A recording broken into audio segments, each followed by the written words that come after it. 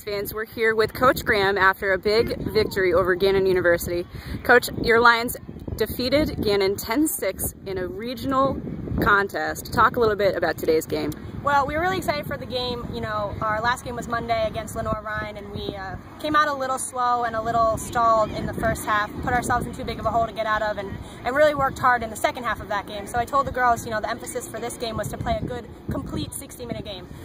You know, it was tied at halftime, and we told them at the break, you know, whoever comes out hard in the second half is going to take home the victory, and our girls did just that, and they put some points on the board, and we couldn't be happier. All right, Gannon received votes in the latest coaches poll, and it was the women's home opener here for your girls today. How do you think it felt for them to win this game? I think we've now accomplished 2 milestones in our very short 3-year history. We accomplished winning our first season game against Catawba, and we also accomplished winning our home opener. 2 things we hadn't done yet to date. So I know that we're just going to build upon the momentum that we already have and keep looking to Tuesday. Yep, Tuesday against Southern New Hampshire at 7 p.m. We'll catch up with you on Monday to talk a little bit more about that game. Congratulations, Coach. Thank you.